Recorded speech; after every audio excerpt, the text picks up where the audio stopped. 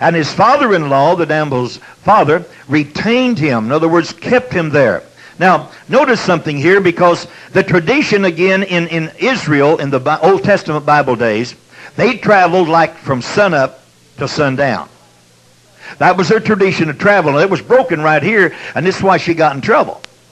But not the only reason, but that's part of it. The reason she got in trouble is because she missed God.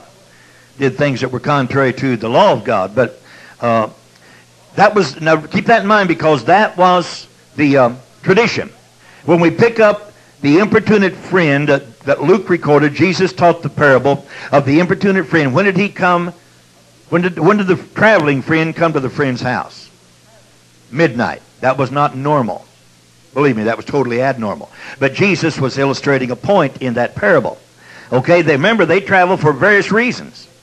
In foreign countries like the Philippines and Africa, anywhere I've been mainly, you just don't travel hardly after dark. Fact is, most of those places, when darkness sets in, they put you in the house, and they lock up the house, have guards around you, whatever. Or people at least to protect you. Now, that's most all your foreign countries. It's about that bad in most cities of America and places today. But that's the reason in Bible days, after dark, it was rough. I mean, crooks, thieves, robbers, everything.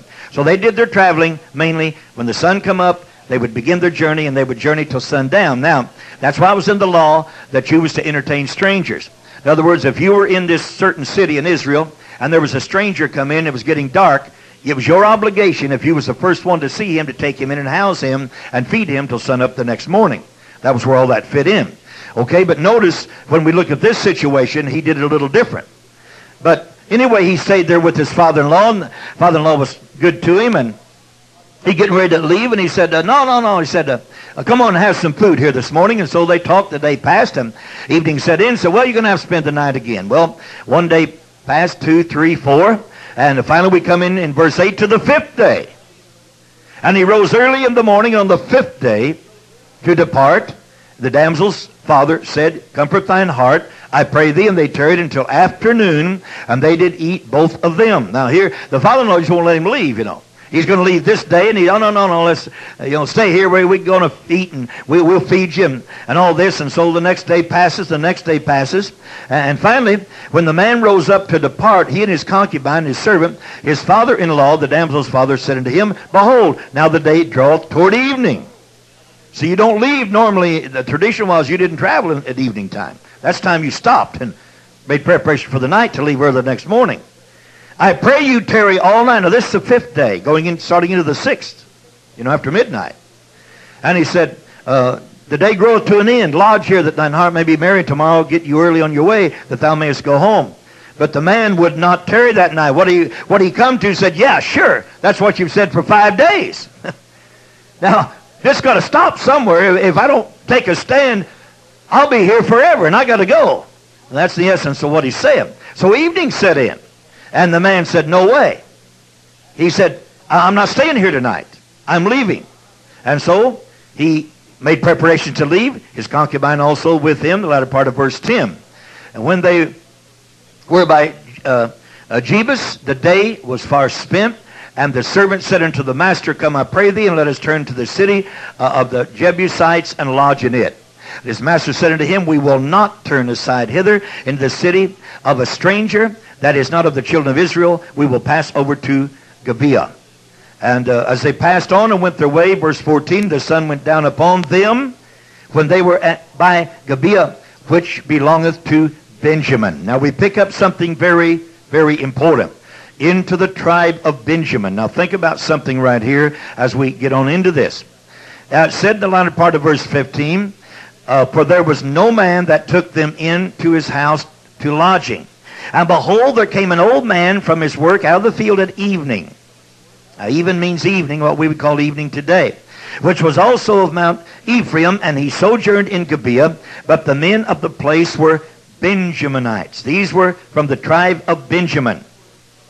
When he lifted up his eyes, he saw a wayfaring man in the street of the city. The old man said, whither goest thou? And whence comest thou? They said to him, we're passing from Bethlehem, Judah, toward the side of the Mount of Ephraim. From thence am I, and I went to Bethlehem, Judah, but now I'm going to the house of the Lord, and there is no man that receiveth me to house. Now see, that was not, they were not doing what the Lord had taught them, or what the tradition was. But listen to this. But there is both straw and provender for our asses, and there is bread and wine also for me and for the handmaid. And for the young man which is with thy servants, there is no want of anything. In other words, I'm going to take you in, I'm going to provide for you. And the old man said, peace be with thee. Howsoever, let all thy wants lie upon me. Only lodge not in the street. Now you get this. Goes right back to paralleling Sodom and Gomorrah. So he brought him to this house, gave the provender to the asses. They washed their feet and did eat and drink. Now as they were making their hearts merry, behold, the men of the city, certain sons of Belial, beset the house round about and beat at the door, and spake to the master of the house, the old man, saying, bring forth the man that came into thine house, that we may know him. Kind of sounds like a situation all the way back in the book of Genesis, doesn't it? When the Sodomites banged on the door, when the angels went to that house and said, send those men out that we may know them. Know them. Know him. Know her means a sexual term. These were homosexuals. Can you imagine? The tribe of Benjamin. And the man, the master of the house, went out to them and said to them, nay, my brethren, not so. I pray you, do not so wickedly. Seeing that this man is come to mine house, do not this folly. Now, they got so bad, he said, behold, here is my daughter, a maiden, and his concubine. Them I will bring out now, and humble ye them, and do with them what seemeth good unto you. But unto this man do not so vile a thing.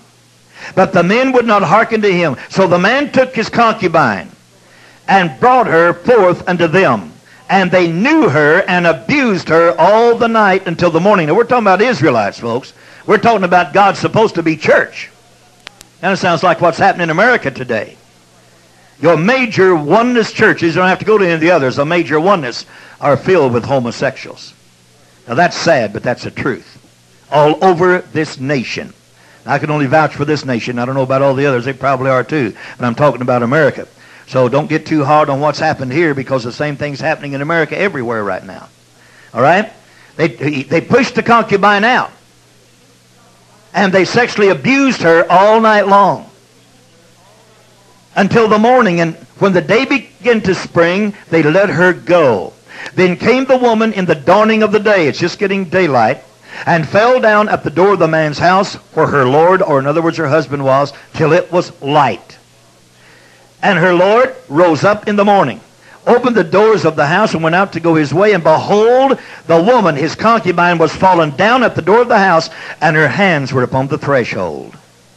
And he said unto her, up, let us be going. But none answered. And the man took her upon an ass, and the man rose up and gat him unto his place. And get this, now she was dead. When he was come into his house, he took a knife and laid hold on his concubine, and divided her together with her bones unto 12 pieces, and sent her into all the coasts of Israel. They sent a piece of her body to every tribe of the 12 tribes of Israel. Now here's what we're coming to. I had to give you that background to bring you to where I'm at. The power of a one-day fast. Listen to this. All right, I'm going to highlight this. Verse 15 of chapter 20. And the children of Benjamin were numbered at that time out of the cities 26,000 men that drew sword. These were the fighters. Besides the inhabitants of Gibeah, which were numbered 700 chosen men. Among all this people, there were 700 chosen men left-handed. Every one could sling stones at an hair breadth and not miss. Now these were experts. Get this. Now here we have the other tribes of the children of Israel against Benjamin. They got all bent out of shape, if you please, when they received the piece of this concubine's body. And when they found out what the Benjaminites had done to her and tried to do to this man, they got unnerved. I mean, they got upset and war was declared. But get this. They went to battle.